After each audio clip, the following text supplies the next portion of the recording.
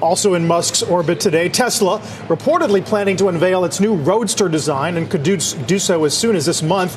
That's according to the information. Tesla is expected to show off the vehicle's flying capabilities, which were reportedly made possible by a collaboration between Tesla and SpaceX. Let's bring in Jon McNeill, former Tesla president, co-founder and CEO of DVX Ventures. McNeill also previously sat on the boards of GM before stepping down earlier this year. It's great to have you back. Thanks for the time this morning. Yeah, good to see you, Carl.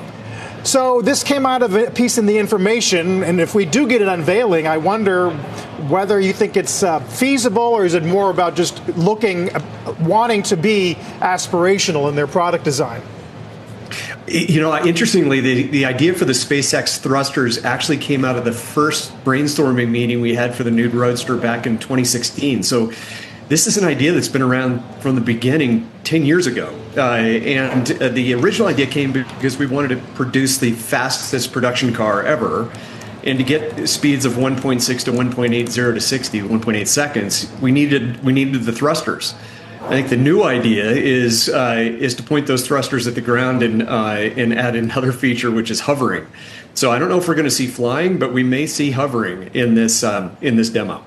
Fascinating. I mean, can you talk a bit about what role in this SpaceX plays?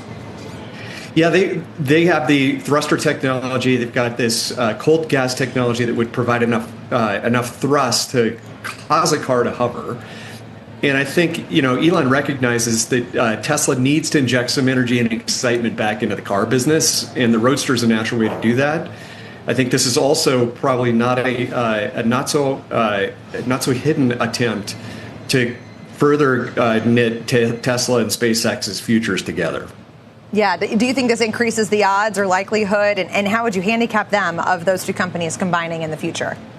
It's a good question, Leslie. I think if you step back, Elon's got hundreds of millions of reasons to do this. If Tesla and SpaceX combine, he's well on his way to his $1 trillion payout thresholds.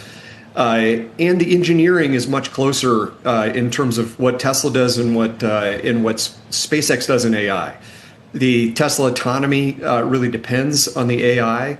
The chip making depends on SpaceX's AI Terafab. And so I think it's just natural for a number of reasons that these two businesses are going to come together, probably sooner rather than later. There's some discussion, John, about if whether or not Musk's businesses are getting less green.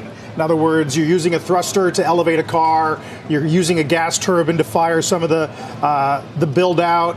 I mean, are you thinking is there more space between the business model and what might have been a climate story from legacy Tesla? It's a good question, Carl, and I think it's problematic to a number of folks who joined a company that was on the forefront of new energy and on green, and so there is this new commitment to fossil fuels to fuel the AI data centers, and I think that does change the messaging around the company from being a climate leader and now really going all in on fossil fuels to power their AI data centers.